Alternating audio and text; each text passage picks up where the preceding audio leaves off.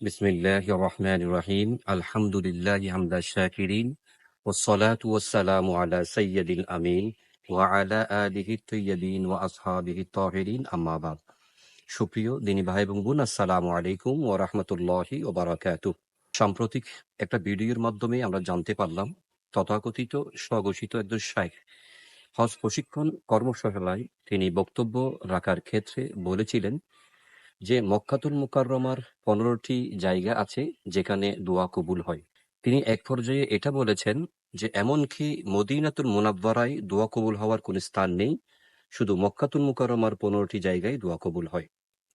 ওনার এই কথার আলোকে আমরা আলোচনা রাখতে চাই আপনাদের সম্মুখে, যে বলতে চাচ্ছি তিনি সরাসরি এটা কোরআনে কারীমের আয়াতের বিরোধী একটা বক্তব্য রেখেছেন। যেমনটি কোরআনে কারীমে মহান আল্লাহ পাক রব্বুল আলামিন সূরা নিসার ৬৪ নম্বর আয়াতে ইরশাদ করেছেন, বিসমিল্লাহির রহমানির রহিম, ওয়ালাউ আন্নাহুম ইয যালামু আনফুসাহুম জাউকা ফাস্তাগফিরুল্লাহা ওয়াস্তাগফারা লাহুমুর রাসূল লাওয়াজাদুল্লাহা তাওয়াবার রহিমা। এই আয়াতে কারিমার বাংলা অনুবাদ হচ্ছে, যখন তারা নিজের আত্মার উপর জুলুম করে, অপরাধ করে, অন্যায় করে, গুনাহ করে, জাউকা ইয়া রাসূলুল্লাহ, তারা যদি আপনার দরবারে আসে, তাহলে মহান আল্লাহ পাক রব্বুল আলামিন তাদেরকে ক্ষমা করবেন। ওয়াস্তাগফারা লাহুমুর রাসূল, রাসূল যদি তাদের পক্ষ হয়ে আল্লাহর কাছে ক্ষমা চান, তাহলে মহান আল্লাহ পাক রব্বুল আলামিন এরপরে আয়াত বলছেন, লাওয়াজাদুল্লাহ তাওয়াবার রহিমা, ওই বিশেষ বান্দাদেরকে মহান আল্লাহ তাআলাকে তারা তৌবা কবুলকারী হিসেবে পাবে। সুবহানাল্লাহ। এই আয়াতে বলা হয়েছে জাউকা, অর্থাৎ নবীজি সাল্লাল্লাহু আলাইহি ওয়াসাল্লামের কাছে যদি যাই, রাসূল করিম সাল্লাল্লাহু আলাইহি ওয়াসাল্লামের উসিলায় মহান আল্লাহ তাআলা তাদের দোয়া কবুল করবেন।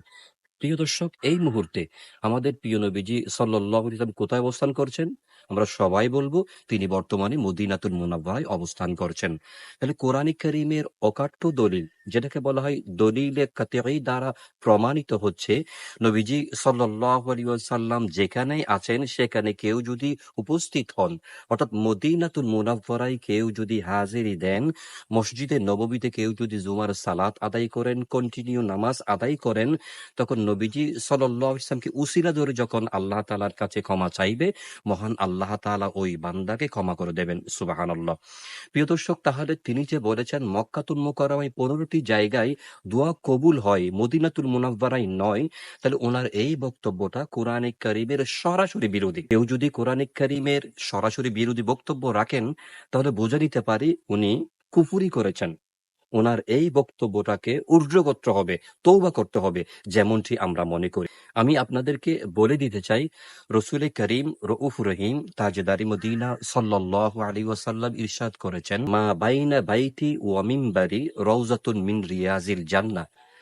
আমার হুজরা এবং আমার মিম্বরের মাঝখানে যে অংশটুকু রয়েছে সেটা হচ্ছে জান্নাতের বাগান সমূহের একটি বাগান। মক্কাতুল মুকাররমায় এমন কোন স্থান নেই যেটাকে জান্নাতের বাগান বলা হয়েছে। জান্নাতের বাগান পৃথিবীতে একটি জায়গায় রয়েছে, আর সেটা হচ্ছে মসজিদে নববীতে মদিনাতুল মুনাওয়ারায়। তাহলে এই বক্তব্যের আলোকে উনি কি বলবেন? পৃথিবীতে কোথাও জান্নাতের বাগান নেই, এমনকি মক্কাতুল মুকাররমায়ও তো জান্নাতের বাগান নেই। জান্নাতের বাগান আছে মদিনাতুল মুনাওয়ারায়। রসূল করিম রউফ রহিম সাল্লাল্লাহু আলাইহি ওয়াসাল্লাম যেমনটি হাদিসে মুবারাকার মধ্যে বলেছেন, ইতিপূর্বে আমি আপনাদের সম্মুখে উপস্থাপন করেছি। প্রিয় দর্শক, তাহলে তিনি যে বলেছেন ১৫টি জায়গা রয়েছে মক্কায় দোয়া কবুল হওয়ার জন্য, মদিনাতুল মুনাওয়ারায় সেই দোয়া কবুল হওয়ার কোনো স্থান নেই, তাহলে ওনার বক্তব্যটা হচ্ছে ইসলাম বিরোধী, কোরআন বিরোধী। মহান আল্লাহ তাআলা এই সমস্ত প্রদ্ভষ্ট তথাকথিত স্বঘোষিত শাইখদের বক্তব্য শুনে আমাদের ঈমান আকীদাগুলোকে মহান আল্লাহ তাআলা হেফাজতে রাখুক, এই প্রত্যাশা, এই দোয়াটুকু মহান আল্লাহ তাআলার কাছে করছি। এবং সর্বশেষ, তথাকথিত শাইখ এবং তাদের অনুসারী যারা রয়েছেন, এই কোরআন হাদিস বিরোধী যারা বক্তব্য রাখেন, তাদের সকলকে মহান আল্লাহ তাআলা পূর্ণাঙ্গ হেদায়েত দান করুক। আমিন। আসসালামু আলাইকুম ওয়া রাহমাতুল্লাহ।